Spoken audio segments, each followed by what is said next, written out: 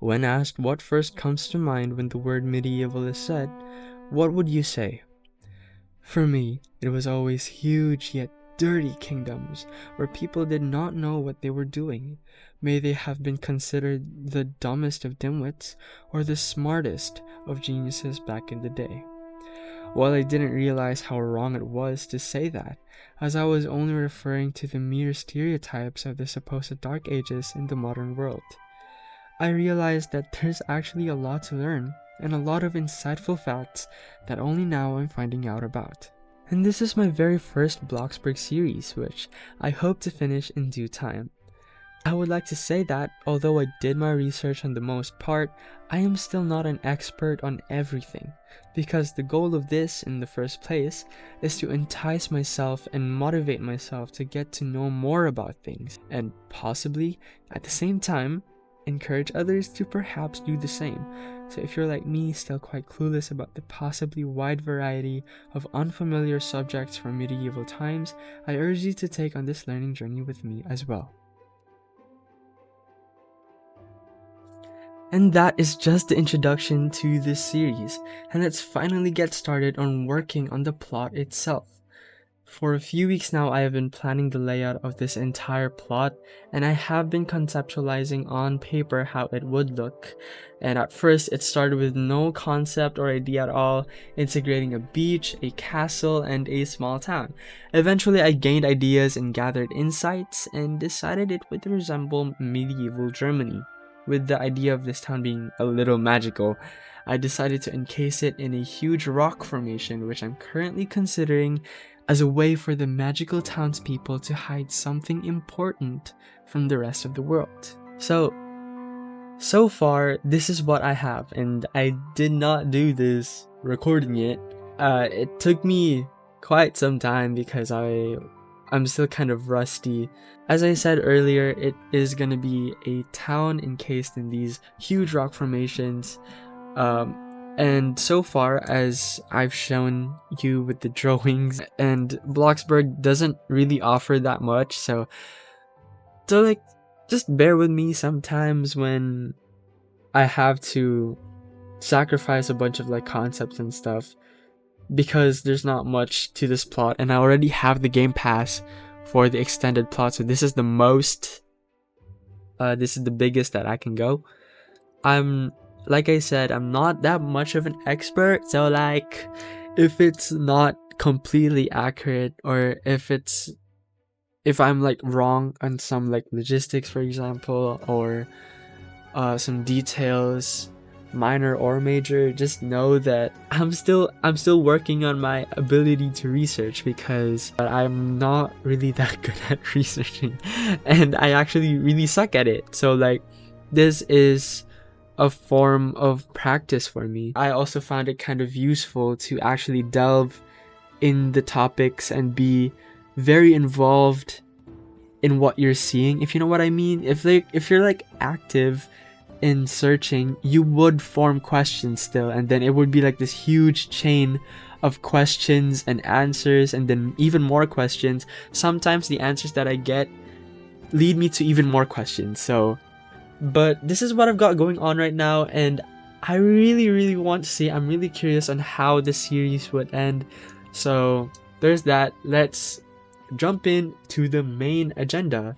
As you've seen in the title, I am making the first house of Malvenwald, and I actually don't know where to place it. So just to get to know where my house is gonna be, I'm just gonna make a path, and editor Felix is just gonna go talk and explain what I'm doing right now. So while digging into medieval German town layouts, I found that they often vary depending on the local terrain and environment.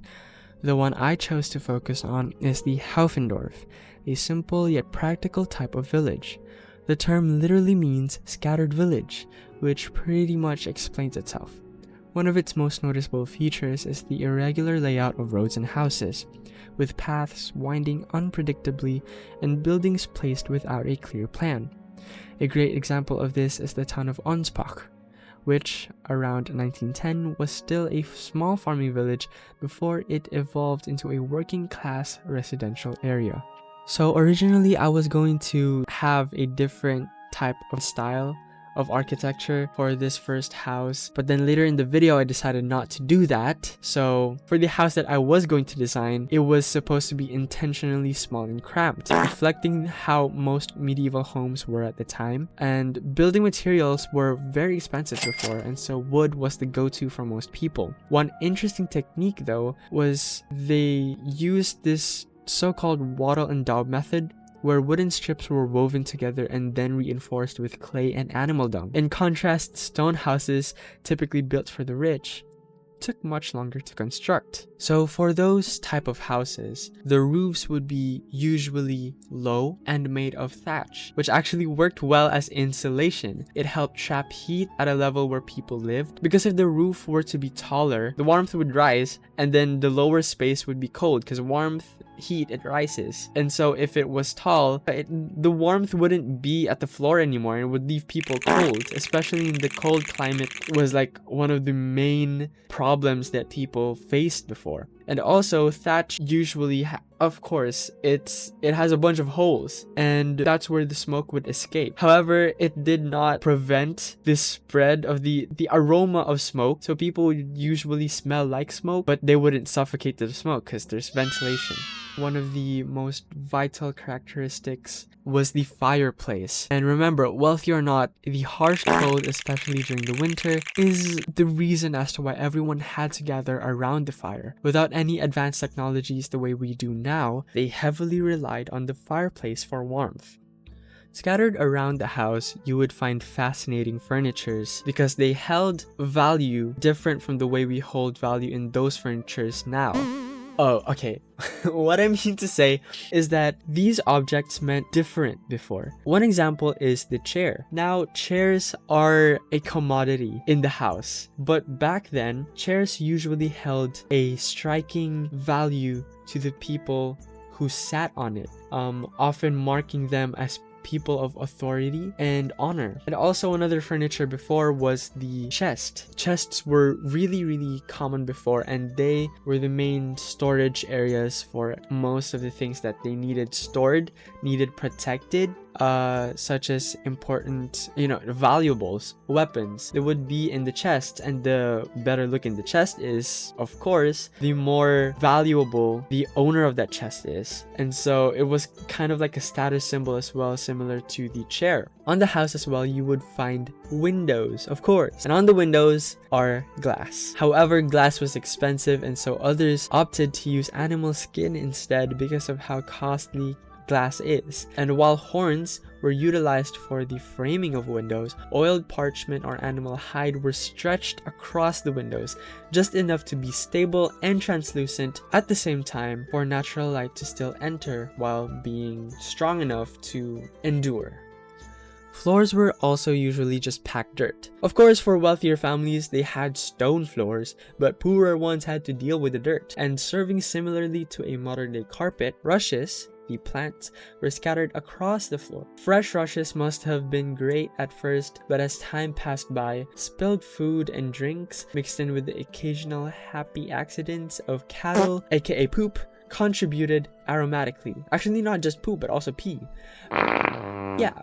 So, it would basically smell horrible, eventually requiring a change of the rushes from time to time to remove unbearable smells. And I mean, that's about all that I've gathered about houses. Definitely there's a lot more, because I was supposed to talk about peasant houses, but then I decided not to do a peasant house. So I forgot to record the footage before this. Record the event before this. But yeah, there's not much to work with so far anyway, so I guess it's just fine. It's just a bunch of walls. But yeah, this was the part where I was switching up on myself. Instead of doing those walls that resemble wattle and daub method, I decided to do the regular stereotypical medieval type house. But actually there's a reason to that, and I'll explain why. First, I was hesitant to do this kind of style initially, initially, because this type of housing would usually be in medieval cities, but this is not a medieval city. It's literally a small cramped town enclosed in a bunch of rocks. But like, it got me thinking. Remember earlier when I said that this was like some sort of like fantasy vibe thingy? I remembered in in Harry Potter, stay with me now. In Harry Potter, the magical people have this capability of placing enchantments on magical things, preventing ordinary people from seeing the magical things. And like, as I mentioned, this place holds some sort of secret. I was supposed to do peasant house kind of thing, because then again, it's not a city, it's a very small space. But then I was like, but what if there's this some kind of like power similar to like this Harry Potter enchantment thing where they can like cover up the houses and make it appear as something else? And I was like, ooh, that's interesting. And like, it's really unnecessary, and I was just spending a bunch of time. This is why I ran out of time, by the way. Later on in the video, I run out of time and I don't finish the build. This is why I took so long, because I was thinking over the tiniest detail ever. But like, okay, now I'll get to explaining what the architecture is and why it looks like that. So now you get the context as to why I switched up on myself. But the reason why these were in medieval cities and not in medieval towns, rural medieval towns, this is supposed to be a rural town, was actually because people were adapting to their necessities. Okay, and so imagine this. Everyone's houses are just like houses now, where they fill up the most space that they opt to take up. So like a huge square for a house. However, people were just walking back then. And they were thinking like, but to get to this and to get to that, it would take forever if I walked all the way over there. So they decided to make the bottom of their houses smaller and to cramp their houses in very compressed clusters, just so they could walk more efficiently and that they would get to wherever they have to get to quicker. And so at the same time, they're sacrificing the space of their house. And like, I guess they got into thinking like, but how am I gonna like store this and to store that? Just so many things to like, there's so many things I need to put in my house. So they had this huge idea that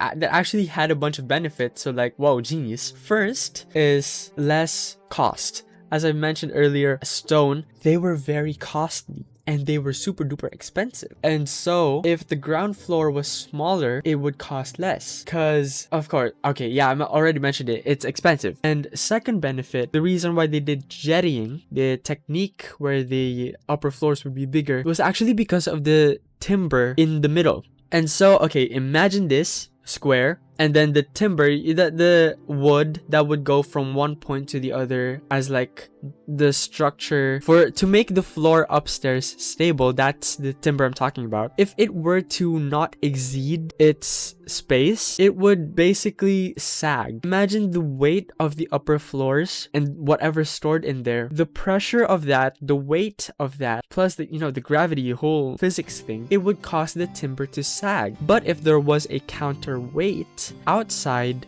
exceeding the walls, there would be less pressure on that timber and it would be more stable. It wouldn't sag, and it would be a safer, better option for their architecture. And then, okay, this is not really a reason why jettying is the choice here, but if you also wondered why stone is the ground floor is made out of stone. The walls are made out of stone and not similar to the upper floors, is actually because if they were to be timber, if they were to be wood, it would rot. Imagine the droppings from the cattle. It would be horrible to deal with the rotting wood. And so the moist from the ground would cause so much trouble to the floor if the ground floor was made out of wood. So they made it stone instead, and this stone, it wouldn't rot, and so it was a better option. So now you see why jettying is a thing and why stone is the material for the ground floor, more than the fact that it would cost less and the fact that it had a whole physics, like it had the physics all thought out. More than that, it looks good. generally it looks good. Us as humans, we have this I don't know, we are more attracted to things that look more complex. If you were to look at a flat wall, would you be interested? No. I don't think so. The reason why there are also these filming techniques where you have to station yourself in this particular angle just so there's like depth and stuff, it's because we are more, it's more appealing to us to see more complex visuals. And so if you look at this type of housing, you see the depth in the timber and the jettying and all this and all that. Compare that to a basic square house, it looks good. And I mean, that's why people love the whole aesthetic of medieval fantasy. And so I decided to just build it so that I could talk about it. And you know, I already explained why this would be a better option than making peasant houses. And you know what? I kind of don't regret it. Okay, editor Felix number 2 has to interrupt the discussion right here because I skipped. Okay, I did not notice. I ran out of space while recording, and I did not notice until after I did the thing I'm most proud of. Wow. Okay, so I would just like to say that I was really proud of how I efficiently did the timber there, but like too late, no one's gonna believe me because I did not record it. So yeah, anyway, going back to the discussion. And also going back to the whole fantasy plot thingy I have in mind. Come to think of it, I only thought of this now. Come to think of it, these people must be advanced in their magic. And so like, why not have more advanced architecture rather than simple peasant houses? Like, to think of it, it makes more sense now that I'm using this architecture style. And yeah, I mean, I enjoyed it. I enjoyed making it. That's why I opted for this architecture style instead. So yeah, I mean, I really enjoyed making this. So thank you for listening. Thank you. Okay, so bad news. I ran out of time and I can't finish the house. But I mean, I got the general exterior already, and I mean, it's kind of there. I mean, I like how I did the. Okay, ignoring that part for now. I mean, it's very much incomplete. I kind of like how the timber looks. It's quite fine for me. Seeing that this house is already this big and it's meant to be like this whole town, yeah, it's not really going to work out, but I guess it's fine. I mean, it's just a closed space after all, and there's still a manor over there, so you know what, I think I did well enough this episode, and I would be glad if I find enough time really soon to start working on the next episode as well, because I'm really excited for the future episodes, because in medieval towns and whatnot, there are actually churches or altars there, so I'm really excited for that, and the manor, of course. And also, wait, I actually forgot what it's named. There's also this one specific thing that I am really excited to work on, which is the House of the Gelben Gift. So if you want to know what the Gelben Gift is, really tacky name, but if you want to know what the whole concept of the Gelben Gift is, maybe stay tuned. Just pray and hope that if you are interested, I don't lose my interest. So I mean, I'm really happy with the first house that's built. There's so much space to work with for the other structures, so stick around for that one. Thank you so much for watching, and goodbye. Again, goodbye.